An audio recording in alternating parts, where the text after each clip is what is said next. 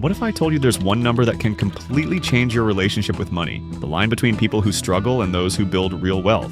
That number is $100,000. Getting there is brutal. It's the hardest money you'll ever save. But once you cross that line, something flips. Your money starts working harder for you than you work for it. Today, I'll show you why your first $100,000 in investments is the most important milestone of your financial life. We'll cover why it's so hard to reach, how compound interest becomes your greatest ally after you do, and the strategies you can start using right now to get there faster. By the end, you'll understand why Charlie Munger famously said, "The first $100,000 is a bitch, but you gotta do it, because everything changes after." Let me start with a story that might sound familiar. Meet Maya. She's 29, a teacher from Chicago, making $55,000 a year. Evenings are spent tutoring and grading papers. For 5 years, she's cut expenses to the bone. No lattes, no subscriptions. Still driving the same used Honda from college, and yet, after all that, her savings sit at $18,000. One afternoon over coffee, she told me, "What's the point? I save hundreds every month and it feels like nothing."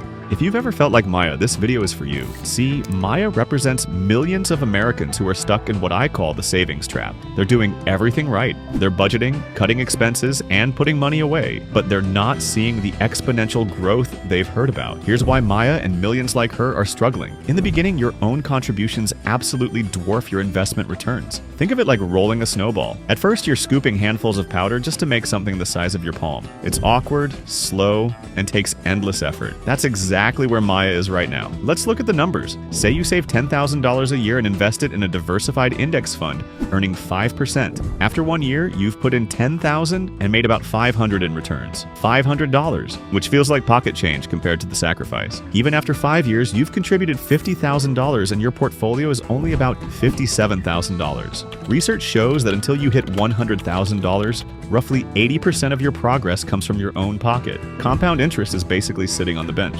This is the point where most people quit. Every month you save hundreds, and your earnings look like a couple $100 a year. It's demoralizing. But remember the snowball. When it's small, it's all muscle and pushing. Once it's big enough, gravity starts to help. After $100,000, even a modest 5% return gives you $5,000 a year. At 7%, that's $7,000. Suddenly your money is earning in a year what used to take you 10 months to save. Keep adding $10,000 a year and you'll go from $100,000 to $200,000 in under 6 years.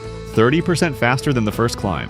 But here's the truth. Your biggest challenge isn't math, it's psychology. If it was only about numbers, anyone could grind their way through. But the real battle is mental. We live in a world wired for instant gratification. One-click shopping, same-day delivery, binge-watching entire seasons. Psychologists call it delay discounting. Most people will choose $100 today over $500 3 years from now, even though the bigger reward is obviously better. Remember the marshmallow test? Kids could have 1 marshmallow right away, or 2 if they waited. Those who waited ended up doing better later in life. Saving works the same way. Every time Maya walks past a sale rack, it's her marshmallow moment. Then there's lifestyle inflation, the silent killer. As income rises, spending rises. That raise that could speed up your savings instead upgrades your coffee order or your car. The only way to fight it is with brutal self-awareness. So how do you build patience? You build systems. Automate your savings so money leaves before you can touch it. Make your future goals more vivid than the shoes in your online cart. Surround yourself with people who respect saving and celebrate small wins along the way because those wins prove the system is working. Now, patience is essential,